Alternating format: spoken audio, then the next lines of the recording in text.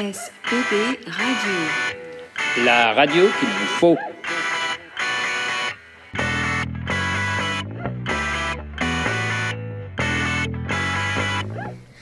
Bienvenue sur SPB Radio, c'est Gabriel et aujourd'hui on se retrouve avec Timéo. Bonjour. Gaël, Hugo et Thomas. Bonjour à tous. Et puis bien sûr notre technicien Raphaël qui gère tout ce qui est son, etc. etc. Aujourd'hui nous allons parler d'un débat assez simple. Quel serait votre collège idéal? Je laisse Gaël lancer le sujet. Alors, pour moi, un collège idéal, ce serait pas un collège où tout est permis, parce que sinon ce serait un peu la cacophonie, tout ça. Ouais, je suis d'accord. Mais ce serait un collège, par exemple, où les profs sont sympas avec nous, ils peuvent pas vraiment détester un seul élève parce qu'il a fait une erreur en début d'année ou ce genre de choses. Un collège où tout le monde est un peu égal. Donc, je sais pas ce que t'en penses, toi, Thomas? Je suis complètement d'accord avec toi. Moi, j'ai un autre sujet par rapport à ça. C'est dans quelques classes je pense beaucoup de collèges. Même pendant l'été, il fait beaucoup trop chaud. Je pense qu'il faudrait rajouter des clims ou des fenêtres plus grandes pour aérer. Moi aussi, c'est sur la même chose. Je trouve qu'on a vraiment beaucoup trop de devoirs le soir. Et genre, moi, j'aimerais bien, je sais pas, faire autre chose quoi, de ma soirée. Mais je peux pas parce qu'en fait, j'ai beaucoup trop de devoirs. Et du coup, je sais pas, réduire un peu la dose de devoirs. Après, il faut bien qu'on travaille un peu aussi, parce que sinon, comme j'ai dit, ce serait un peu la cacophonie. Quoi. Parce que personne ne ferait son travail, tout le monde penserait que c'est les vacances. Enfin, un peu moins de devoirs, quoi. Par exemple, je sais pas, 3 grands max. Parce qu'après, et c'est vrai, tu fais rien. Et après, c'est par chaque matière aussi. Oui, par chaque matière, 3 matières, grand max, mais pas. Parfois, ils mettent 4 200 dans une matière. C'est que. Faut aussi qu'ils fassent leur travail, les professeurs. Leur travail, c'est de nous faire apprendre, avancer et tout. Donc pour moi c'est assez logique quand même qu'ils donnent un devoir par matière. C'est sûr, après si t'as beaucoup de matière dans la journée, ça fait beaucoup. Non mais les mathématiques c'est des devoirs beaucoup trop. Même en 6ème déjà j'arrivais même plus à gérer mon travail. Et que pensez-vous sinon du positionnement des élèves dans les classes? Vas-y. Moi je pense qu'on devrait mettre ceux qui sont plus à l'aise, ceux qui se connaissent mieux, qui ont plus de connaissances à l'arrière, parce que du coup ils ont moins besoin d'être devant et du coup le professeur il n'a pas forcément à aller tout à l'arrière expliquer des choses. Et on devrait mettre ceux qui ont un peu plus de mal à l'avant parce que du coup c'est plus facile pour le prof, il n'a pas besoin d'aller tout à l'arrière et après revenir.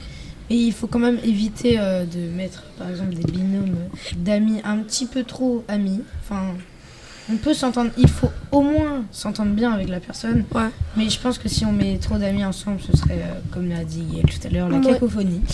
Pareil. Moi aussi, je suis d'accord parce qu'en fait, le but, c'est quand même de travailler, c'est pas de faire... c'est pas le but quand même de faire trop de bruit.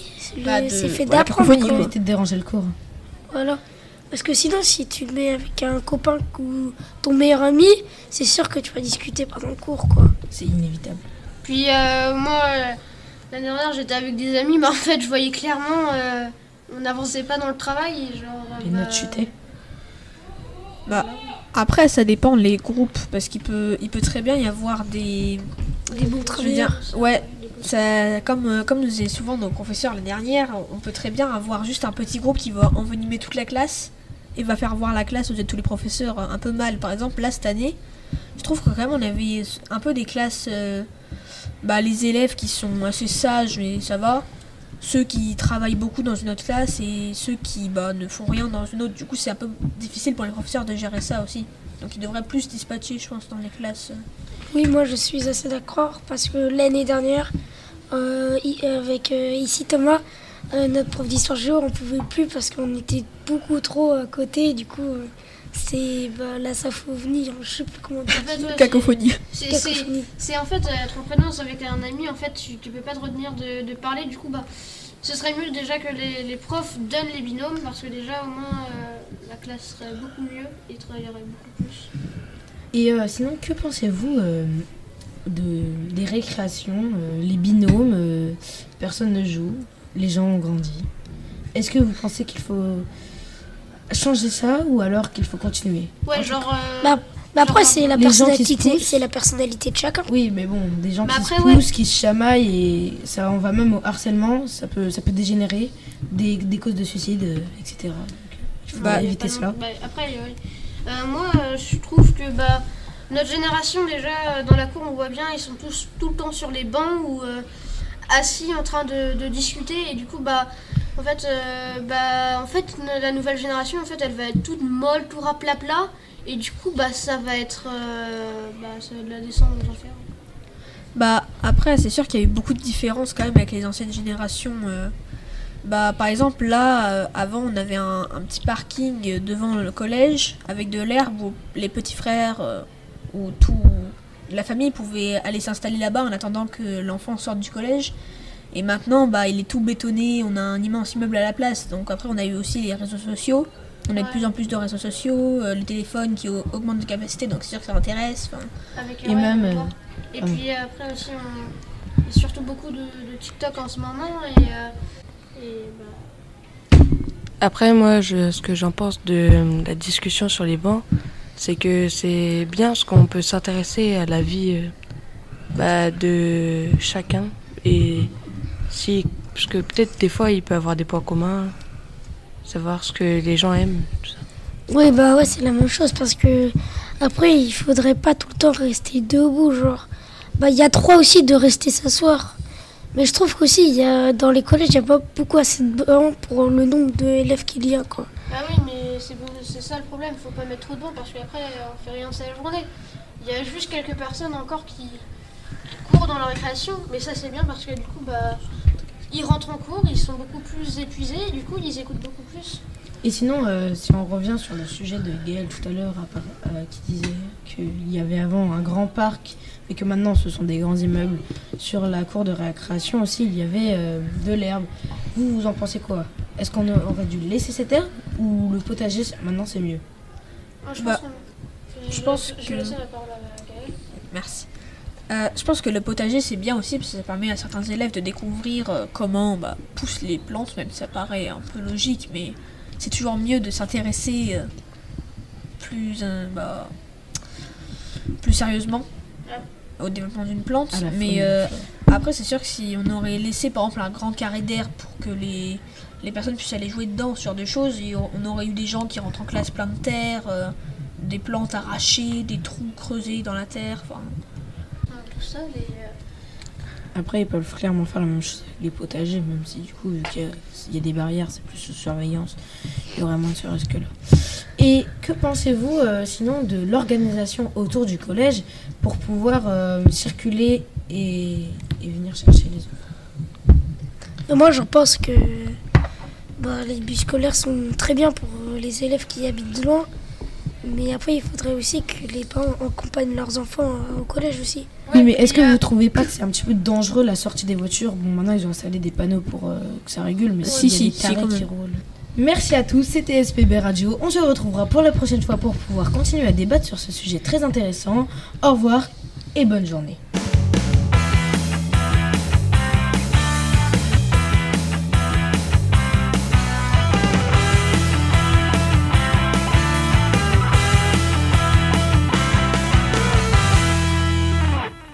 Bonjour à tous et bienvenue sur la SPB Radio, la radio qu'il vous faut. Aujourd'hui, nous sommes avec moi, Pénélope, avec Timéo. Bonjour. Avec Evan. Bonjour. Et avec Thomas. Bonjour. La question du moment est, est-ce que l'équitation est un sport? Certaines personnes, ou peut-être vous, vont dire que l'équitation ce n'est pas un sport, parce que tu ne fais pas grand-chose et c'est le cheval qui fait tout. Vous en êtes sûr? L'équitation est le plus dangereux de tous les sports. Est-ce que vous êtes d'accord? Non. Pourquoi? Parce qu'il y a des sports beaucoup plus dangereux. Comme quoi? Comme le ski.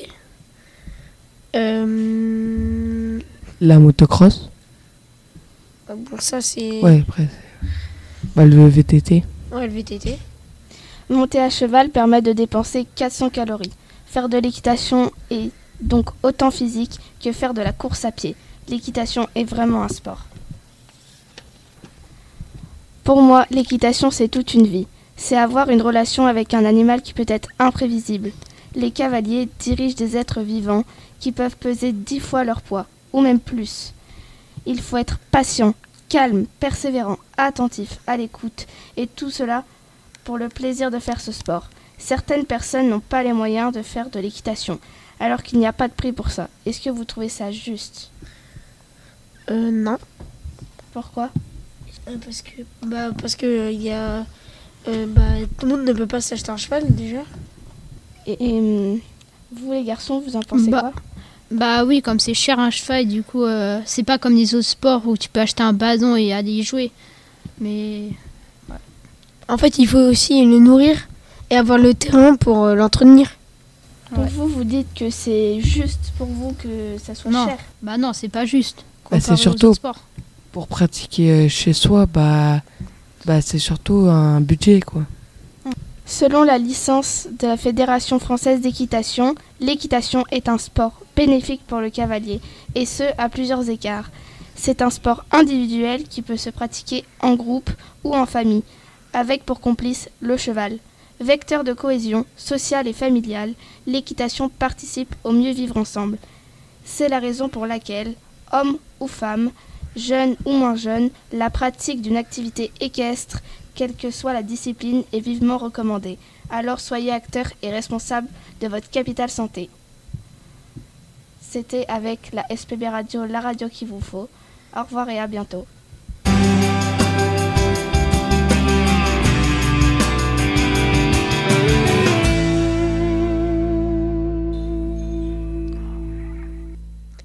Bonjour à tous sur SPB Radio, la radio qu'il vous faut. Aujourd'hui, nous allons parler de qu'est-ce que c'est l'ASMR. Nous sommes avec moi Timéo, avec Pénélope. Bonjour. Avec Evan. Bonjour. Et avec Thomas. Bonjour. Qu'est-ce que l'ASMR? L'ASMR est une réaction proche de l'hypnose. L'ASMR est une sensation distincte, agréable de picotement ou frisson au niveau du crâne, du cuir chevelu ou des zones périphériques du corps, en réponse à un stimulus visuel, auditif, olfactif ou cognitif. Voici nos 10 déclencheurs ASMR dont vous devrez nous en dire en commentaire si ça a marché sur vous ou pas.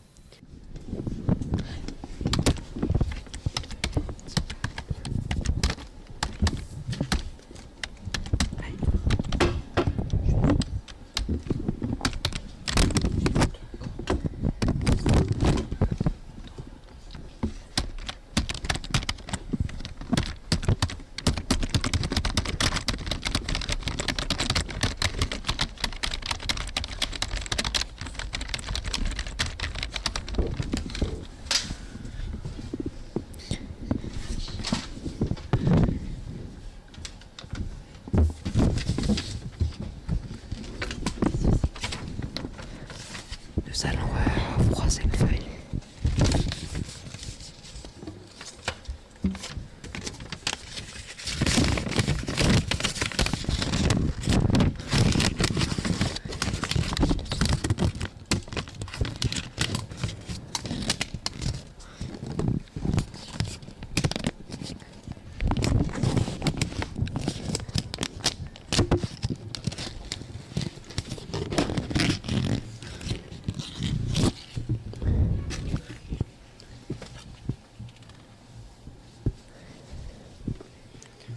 Nous allons déchirer une feuille.